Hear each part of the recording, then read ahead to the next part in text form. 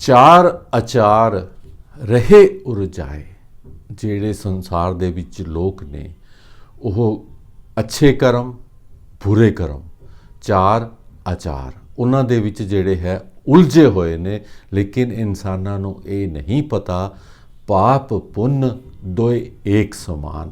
ਇਹ ਗੁਰੂ ਗ੍ਰੰਥ ਸਾਹਿਬ ਜੀ ਮਹਾਰਾਜ ਦੇ ਵਿੱਚ ਜਿਹੜੀ ਸਾਨੂੰ ਗਾਈਡੈਂਸ ਦਿੱਤੀ ਹੈ, ਜਿਹਦੇ ਵਿੱਚ ਲਿਖਿਆ ਹੈ ਪਾਪ ਅਰ ਪੁੰਨ ਦੋਨੇ ਇੱਕੋ ਜਿਹੇ ਨੇ, ਦੋਨਾਂ ਦੇ ਵਿੱਚ ਕੋਈ ਫਰਕ ਨਹੀਂ ਹੈ।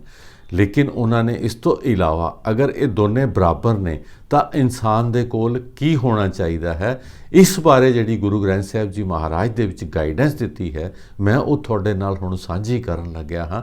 ਬੜੇ ਧਿਆਨ ਨਾਲ ਸੁਣਿਓ, ਬਹੁਤ ਹੀ ਮਹੱਤਵਪੂਰਨ ਜਿਹੜਾ ਹੈ ਟੌਪਿਕ ਹੈ। ਗੁਰੂ ਗ੍ਰੰਥ ਸਾਹਿਬ ਜੀ ਮਹਾਰਾਜ ਦੇ ਵਿੱਚ ਪਾਪ ਔਰ ਪੁੰਨ ਦੇ ਵਿੱਚ ਕੋਈ ਫਰਕ ਨਹੀਂ ਦੱਸਿਆ।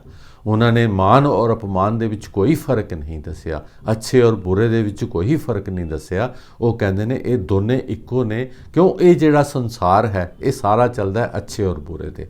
ਲੇਕਿਨ ਜੋ ਅੱਗੇ ਜੋ ਗਾਈਡੈਂਸ ਦਿੱਤੀ ਹੋਈ ਹੈ ਗੁਰੂ ਗ੍ਰੰਥ ਸਾਹਿਬ ਜੀ ਵਿੱਚ, ਉਹ ਬੜੇ ਧਿਆਨ ਨਾਲ ਸੁਣਿਓ। ਨਿਜ ਕਰ ਪਾਰਸ ਤਜੋ ਗੁਣ ਆਨ। ਪਾਰਸ ਕਹਿੰਦੇ ਨੇ ਉਸ ਪੱਥਰ ਨੂੰ ਜਿਸ ਦੇ ਛੂੰਹਦਿਆਂ ਹੀ ਜਿਹੜਾ ਹੈ ਲੋਹਾ ਜਿਹੜਾ ਹੈ ਉਹ ਸੋਨਾ ਬਣ ਜਾਂਦਾ ਹੈ। ਨਿਜ ਘਰ, ਤੇਰੇ ਘਰ ਦੇ ਅੰਦਰ, ਤੇਰੇ ਸਰੀਰ ਦੇ ਅੰਦਰ ਉਹ ਪਰਮਾਤਮਾ ਦਾ ਜਿਹੜਾ ਪਾਰਸ ਹੈ, ਜਿਹੜਾ ਪੱਥਰ ਹੈ, ਪਾਰਸ ਜਿਹੜਾ ਤੇਰੇ ਅੰਦਰ ਜਿਹੜਾ ਹੈ ਉਹ ਲੁਕਿਆ ਹੋਇਆ ਹੈ। ਲੇਕਿਨ ਉਸ ਦੀ ਤਲਾਸ਼ ਕਰ। ਬਾਕੀ ਸਾਰੇ ਗੁਣਾਂ ਦੀ ਕੋਈ ਜ਼ਰੂਰਤ ਨਹੀਂ। ਜਿਹੜੇ ਬਾਕੀ ਸਾਰੇ ਜਿਹੜੇ ਗੁਣ ਨੇ ਉਹਨਾਂ ਨੂੰ ਬੇਸ਼ੱਕ ਤੱਜ ਦੇ, ਉਹਨਾਂ ਦੀ ਕੋਈ ਜ਼ਰੂਰਤ ਨਹੀਂ। ਸਿਰਫ ਲੇਕਿਨ ਆਪਣੇ ਅੰਦਰੋਂ ਇੱਕ ਪਰਮਾਤਮਾ ਦਾ ਜਿਹੜਾ ਪਾਰਸ ਹੈ, ਜਿਹੜਾ ਪਰਮਾਤਮਾ ਦੀ ਰੌਸ਼ਨੀ ਹੈ, ਜੋ ਪਰਮਾਤਮਾ ਦਾ ਜਿਹੜਾ ਅਮਰ ਤੱਤ ਹੈ ਜੋ ਇਨਸਾਨ ਦੇ ਅੰਦਰ ਮੌਜੂਦ ਹੈ, ਉਸ ਦੀ ਤੂੰ ਤਲਾਸ਼ ਕਰ। ਕਬੀਰ ਨਿਰਗੁਣ ਨਾਮ ਨਾ ਰੋਸ। ਕਬੀਰ ਜੀ ਕਹਿੰਦੇ ਨੇ ਉਹ ਨਿਰਗੁਣ ਇਨਸਾਨ, ਉਹ ਬਿਨਾਂ ਗੁਨਾਹ ਤੋਂ ਇਨਸਾਨ, ਤੂੰ ਸਿਰਫ ਪਰਮਾਤਮਾ ਦੇ ਜਿਹੜਾ ਨਾਮ ਨੂੰ ਚੇਤੇ ਕਰ, ਉਸ ਨੂੰ ਨਾ ਗਵਾ। ਜਿਹੜਾ ਆਪਣੇ ਅੰਦਰੋਂ ਪਾਰਸ ਦੀ ਤਲਾਸ਼ ਕਰ, ਕਿਉਂ ਪਾਰਸ ਤਲਾਸ਼ ਕਰਦੇ ਹੀ ਇਨਸਾਨ ਨੂੰ ਉਸ ਦੀ ਜਿਹੜੀ ਹੈ ਸੋਝੀ ਪੈ ਜਾਂਦੀ ਹੈ। ਇਸ ਪਰਚਾਏ ਪਰਚ ਰਹੋ ਇਸ। ਤੁਸੀਂ ਇਸੇ ਵੱਲ ਆਪਣਾ ਧਿਆਨ ਦਿਓ ਕਿ ਮੈਨੂੰ ਸਿਰਫ ਪਰਮਾਤਮਾ ਦੀ ਰੌਸ਼ਨੀ, ਪਰਮਾਤਮਾ ਚਾਹੀਦਾ ਹੈ। ਇਸ ਤੋਂ ਇਲਾਵਾ ਮੈਨੂੰ ਹੋਰ ਕੋਈ ਗੁਣ ਜਾਂ ਅਵਗੁਣ ਨਹੀਂ ਚਾਹੀਦਾ। ਭਾਵੇਂ ਮੇਰੇ ਅੰਦਰ ਅਵਗੁਣ ਨੇ ਜਾਂ ਗੁਣ ਨੇ, ਲੇਕਿਨ ਇਹ ਸਾਰੇ ਦਿੱਤੇ ਹੋਏ ਨੇ ਉਸ ਪਰਮਾਤਮਾ ਦਾ। ਇਹ ਸਾਰਾ ਕੁਝ ਉਸ ਇੱਕ ਦਾ ਹੈ। ਲੇਕਿਨ ਪਰਮਾਤਮਾ ਆਪਣਾ ਨਾਮ ਵਿੱਚ ਕਿਤੇ ਨਹੀਂ ਆਣ ਦਿੰਦਾ। ਕਾਇਆ ਅੰਦਰ ਪਾਪ ਪੁੰਨ ਦੋਏ ਭਾਈ। ਫਿਰ ਇਹ ਪਾਪ ਤੇ ਪੁੰਨ ਕਿੱਥੇ ਨੇ? ਇਹ ਦੋਨੇ ਭਰਾ ਨੇ। ਗੁਰੂ ਸਾਹਿਬ ਜੀ ਨੇ ਕਿਹਾ ਦੋਨਾਂ 'ਚ ਕੋਈ ਫਰਕ ਨਹੀਂ ਹੈ, ਦੋਨੇ ਸਕੇ ਭਰਾ ਨੇ। ਔਰ ਇਹ ਦੋਨੇ ਜਿਹੜੇ ਹੈ ਇਨਸਾਨ ਦੇ ਕਾਇਆ ਦੇ ਅੰਦਰ ਜਿਹੜਾ ਹੈ ਨਿਵਾਸ ਕਰਦੇ ਨੇ, ਇਨਸਾਨ ਦੇ ਸਰੀਰ ਦੇ ਅੰਦਰ ਰਹਿੰਦੇ ਨੇ। ਇਨਸਾਨ ਹਰ ਵੇਲੇ ਇਹਨਾਂ ਗੱਲਾਂ ਵਿੱਚ ਉਲਝਿਆ ਰਹਿੰਦਾ ਹੈ, ਇਹ ਪਾਪ ਹੈ, ਇਹ ਪੁੰਨ ਹੈ, ਇਹ ਚੰਗਾ ਹੈ, ਇਹ ਮੰਦਾ ਹੈ। ਦੋਏ ਮਿਲ ਕੇ ਸ੍ਰਿਸ਼ਟ ਉਪਾਈ। ਇਹਨਾਂ ਦੋਨਾਂ ਨੇ ਮਿਲ ਕੇ ਜਿਹੜੀ ਹੈ ਸ੍ਰਿਸ਼ਟੀ ਦੀ ਜਿਹੜੀ ਹੈ ਰਚਨਾ ਕੀਤੀ ਹੈ। ਪਾਪ ਔਰ ਪੁੰਨ ਇਹਨਾਂ ਦੋਨਾਂ ਤੋਂ ਬਗੈਰ ਜਿਹੜਾ ਇਹ ਸੰਸਾਰ ਨਹੀਂ ਚੱਲ ਸਕਦਾ। ਇਹ ਸੰਸਾਰ ਚੱਲਦਾ ਹੈ ਪਾਪ ਔਰ ਪੁੰਨ ਦੇ ਆਸਰੇ 'ਤੇ। ਇੱਕ ਵਾਸਤੇ ਉਹ ਪਾਪ ਹੋ ਜਾਂਦਾ ਹੈ, ਦੂਸਰੇ ਵਾਸਤੇ ਉਹ ਪੁੰਨ ਹੋ ਜਾਂਦਾ ਹੈ। ਇਸ ਕਰਕੇ ਇਹ ਦੋਨੇ ਚੀਜ਼ਾਂ ਕਰਕੇ ਜਿਹੜਾ ਹੈ ਇਹ ਸੰਸਾਰ ਚੱਲਦਾ ਹੈ। ਦੋਵੇਂ ਮਰ ਜਾਏ ਇਕਤ ਕਰ ਆਵੇ, ਗੁਰਮਤਿ ਸਹਿਜ ਸਮਾਵਣਿਆ। ਜਦੋਂ ਇਨਸਾਨ ਦੇ ਅੰਦਰ ਦੋਨੇ ਮਰ ਜਾਂਦੇ ਨੇ, ਪਾਪ ਵੀ ਖਤਮ ਹੋ ਜਾਂਦਾ ਹੈ, ਪੁੰਨ ਵੀ ਖਤਮ ਹੋ ਜਾਂਦੇ ਹਨ, ਗੁਣ ਵੀ ਖਤਮ ਹੋ ਜਾਂਦੇ ਹਨ, ਔਗਣ ਵੀ ਖਤਮ ਹੋ ਜਾਂਦੇ ਹਨ। ਇਹਨਾਂ ਦੋਨਾਂ ਤੋਂ ਜਦੋਂ ਇਨਸਾਨ ਉੱਪਰ ਉੱਠਦਾ ਹੈ ਤਾਂ ਉਹ ਇੱਕ ਪਰਮਾਤਮਾ ਦੇ ਵਿੱਚ ਉਹਦਾ ਜਿਹੜਾ ਮਨ ਹੈ ਉਹ ਲੀਨ ਹੋ ਜਾਂਦਾ ਹੈ।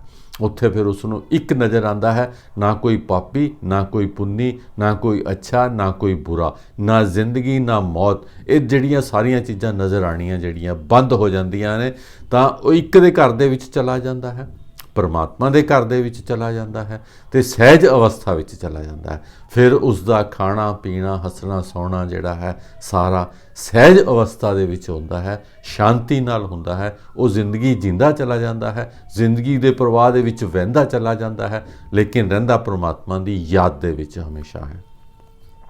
ਦੁਕ੍ਰਿਤ ਸੁਕ੍ਰਿਤ ਮੰਦੇ ਸੰਸਾਰ ਸਗਲਾਣਾ। ਇਹ ਜਿਹੜਾ ਸਾਰਾ ਸੰਸਾਰ ਹੈ ਇਹ ਫਸਿਆ ਹੋਇਆ ਦੁੱਖ ਚੰਗਿਆਂ ਕਰਮਾਂ ਦੇ ਵਿੱਚ, ਸੁਕ੍ਰਿਤ ਚੰਗੇ ਕਰਮ, ਦੁਕ੍ਰਿਤ ਮੰਦੇ ਕਰਮਾਂ ਦੇ ਵਿੱਚ ਜਿਹੜਾ ਹੈ ਸੰਸਾਰ ਫਸਿਆ ਹੋਇਆ ਹੈ। ਦੋਹਾਂ ਤੇ ਰਹਿਤ ਭਗਤ ਹੈ ਕੋਈ ਵਿਰਲਾ ਜਾਣਾ। ਇਹਨਾਂ ਦੋਨਾਂ ਤੋਂ ਜਿਹੜਾ ਉੱਪਰ ਉੱਠ ਜਾਂਦਾ ਹੈ ਭਗਤ ਇਨਸਾਨ, ਡਿਵੋਟੀ, ਉਹ ਸਿਰਫ ਇੱਕ ਪਰਮਾਤਮਾ ਦਾ ਭਗਤ, ਪਰਮਾਤਮਾ ਦਾ ਡਿਵੋਟੀ ਹੀ ਹੋ ਸਕਦਾ ਹੈ। ਲੇਕਿਨ ਉਹ ਜਿਹੜਾ ਇਨਸਾਨ ਹੈ ਉਸ ਦੁਨੀਆ ਦੇ ਵਿੱਚ ਵਿਰਲਾ ਇਨਸਾਨ ਹੋਏਗਾ, ਕਿਉਂ ਪਰਮਾਤਮਾ ਦੀ ਜਿਹੜੀ ਯਾਦ ਹੈ, ਕੋਟਨ ਮੇ ਕੋ ਨਾਨਕ ਨਾਰਾਇਣ ਜੈ ਚੀਤ, ਕਰੋੜਾਂ 'ਚੋਂ ਇੱਕ ਅੱਧਾ ਇਨਸਾਨ ਹੁੰਦਾ ਹੈ ਜਿਸ ਨੂੰ ਪਰਮਾਤਮਾ ਆਪਣੀ ਯਾਦ ਦੇ ਦਿੰਦਾ ਹੈ।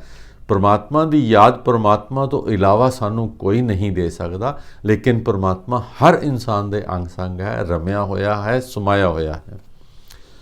ਠਾਕੁਰ ਸਰਬੇ ਸਮਾਣਾ, ਗੁਰੂ ਸਾਹਿਬ ਜੀ ਨੇ ਬੜੇ ਸਾਫ਼ ਸ਼ਬਦਾਂ ਵਿੱਚ ਲਿਖਿਆ ਹੋਇਆ ਹੈ, ਠਾਕੁਰ ਜਿਹੜਾ ਹੈ, ਸਾਡਾ ਜਿਹੜਾ ਪਰਮਾਤਮਾ ਹੈ, ਸਾਰਿਆਂ ਦਾ ਇੱਕ ਹੈ, ਉਹ ਹਰ ਜਗ੍ਹਾ ਸਮਾਇਆ ਹੋਇਆ ਹੈ। ਐਸੀ ਕੋਈ ਜਗ੍ਹਾ ਨਹੀਂ, ਐਸਾ ਕੋਈ ਆਦਮੀ ਨਹੀਂ ਜਿੱਥੇ ਪਰਮਾਤਮਾ ਨਾ ਹੋਵੇ।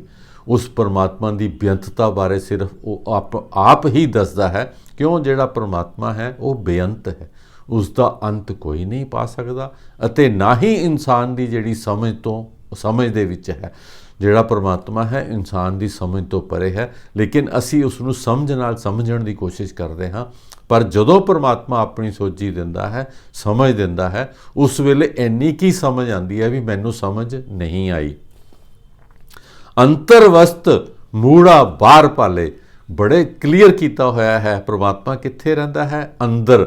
ਇਨਸਾਨ ਤੇ ਅੰਦਰ ਵਸਤ ਜਿਹੜੀ ਹੈ ਉਹ ਲੁਕੀ ਹੋਈ ਹੈ, ਲੇਕਿਨ ਮੂਰਖ ਇਨਸਾਨ ਜਿਹੜਾ ਹੈ ਉਸ ਨੂੰ ਬਾਹਰ ਲੱਭਦਾ ਹੈ। ਇਸ ਕਰਕੇ ਇਸ ਗੱਲ ਦਾ ਬਹੁਤ ਧਿਆਨ ਰੱਖੋ, ਅਗਰ ਪਰਮਾਤਮਾ ਨੂੰ ਮਿਲਣ ਦੀ ਪਿਆਸ ਹੈ ਤਾਂ ਆਪਣੇ ਅੰਦਰ ਉਸ ਦੀ ਖੋਜ ਕਰੋ।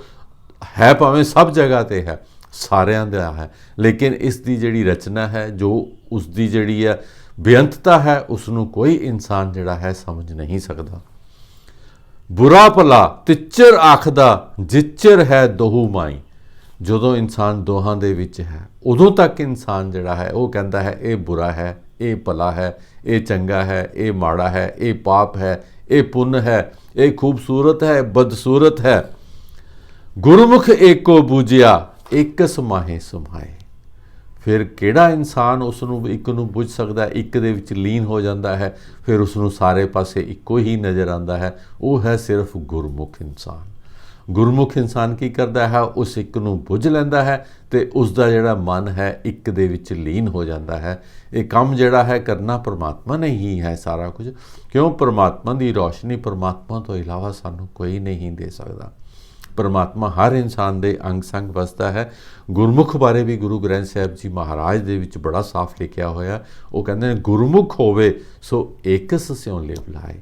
ਜਿਸ ਇਨਸਾਨ ਦੀ ਲਿਵ ਇੱਕ ਪਰਮਾਤਮਾ ਨਾਲ ਜੁੜ ਜਾਂਦੀ ਹੈ, ਜਾਂ ਪਰਮਾਤਮਾ ਜਿਸ ਨੂੰ ਆਪਣਾ ਰੰਗ ਚੜ੍ਹਾ ਦਿੰਦਾ ਹੈ, ਤਾਂ ਫਿਰ ਉਹ ਇੱਕ ਦੇ ਵਿੱਚ ਲੀਨ ਹੋ ਜਾਂਦਾ ਹੈ, ਉਸ ਨੂੰ ਸਾਰੇ ਪਾਸੇ ਇੱਕੋ ਹੀ ਨਜ਼ਰ ਆਉਂਦਾ ਹੈ।